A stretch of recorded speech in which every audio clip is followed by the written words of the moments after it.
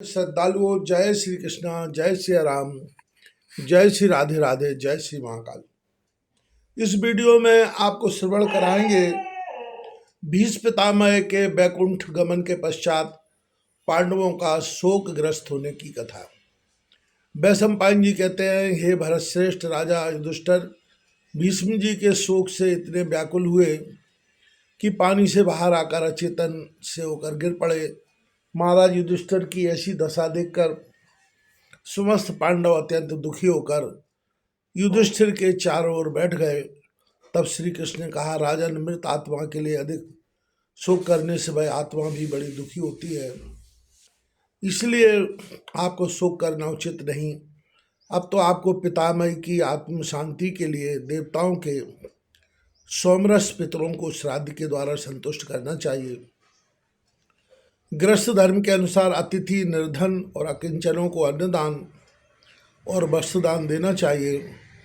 आप तो पितामह के द्वारा तत्वज्ञान प्राप्त कर चुके हैं, फिर आप मूल पुरुषों की भांति शोकित क्यों हो रहे हैं?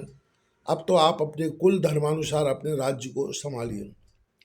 युधिष्ठिर बोले, अच्युत, अब हमें यह संसार एक क्षण के लिए भी अच्छा नहीं लग रहा। यदि आप कृपा करके हमें मुनि धर्म में प्रवेश करने की आज्ञा प्रदान करें तो संभव है कि हम शोक से छुटकारा पा सकें, क्योंकि हम यहाँ रहकर पितामह भीष्म और ज्येष्ठ भ्राता कर्ण की मृत्यु को विस्मरण नहीं कर सकते। युधिष्ठिर को ऐसी बेतुकी बातें करते देखकर व्यास जी बोले, युधिष्ठिर, तुम्हारी बातों से हमें ऐसा प्रतीत होता है कि अभी तुम्हारी बुद्धि शुद्ध नहीं हुई।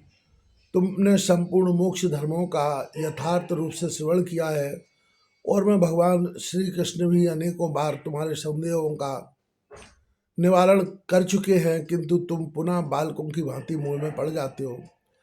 धर्मों के ज्ञाता और शास्त्रज्ञ होते हुए भी न जाने तुम बार बार मोह में क्यों पड़ जाते हो। अच्छा, यदि तुम अपने को दोषी मानते हो तो उसके निवारण का उपाय सुनो। शास्त्रों का मत है कि तप, यज्ञ और दान से मनुष्य अपने पापों को नष्ट कर देता है। अतः तुम शास्त्र सम्मत अश्वमेध यज्ञ का अनुष्ठान करो। हे राजन, अश्वमेध यज्ञ का फल अनंत है। तुम्हारे पूर्व पितामह दुष्यंत पुत्र भरत ने इसी यज्ञ का अनुष्ठान किया था। देवताओं ने भी इस यज्ञ के अनुष्ठान से असुरों पर विजय प्राप्त की है।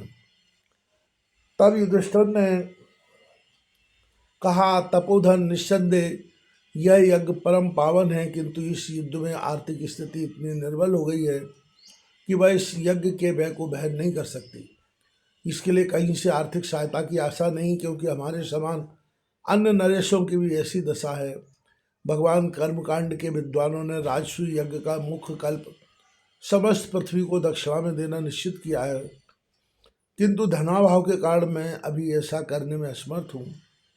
अतः आप इस विषय में कोई उचित परामर्श दीजिए। व्यास जी बोले, हे धर्मराज, धन के विषय में चिंता ना करो। भगवत कृपा से शीघ्र ही प्रचुर मात्रा में धन प्राप्त करोगे। अल्प समय में ही तुम्हारा कोष कांचन राशि से भरपूर हो जाएगा। इसलिए तुम्हें मैं ये युक्ति बतलाता हूँ। प्राचीन काल में हिमालय पर्वत पर राजा मरुत ने यज्ञ में विप्रों को दान में इतना सुवर्ण दिया था कि वे उसे ले न जा सके तथा वहीं छोड़कर चले गए। वह शेष कांचन आज भी ज्यों की त्यों वहीं पड़ी हुई है। उस द्रव्य को वहां से ले आओ। तब युधिष्ठिर ने राजा मरुत के उस यज्ञ का विवरण पूछा। व्यास जी ने उसके महायज्ञ का पूर्ण विवरण आद्योपांत सुनाया। वैशंपायन जी कहते हैं कि हे राजन, व्यास जी द्वारा धन प्राप्ति के साधन को उपलब्ध कर महाराज युधिष्ठिर को अत्यंत प्रसन्नता हुई।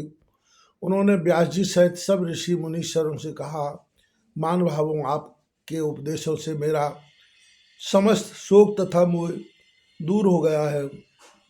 अब मुझे तनिक भी दुख नहीं।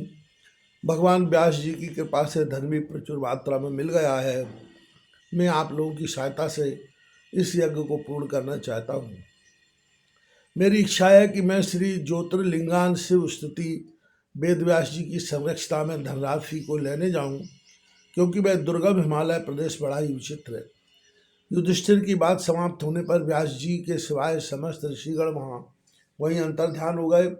तब युधिष्ठिर जी ने युद्ध में काम आने वाले अपने सुहृदजनों के पारलौकिक कल्याण के लिए विप्रों को बहुत सा दान दिया और उनसे साधकर्म संपन्न कराकर हस्तिनापुर को लौट आए।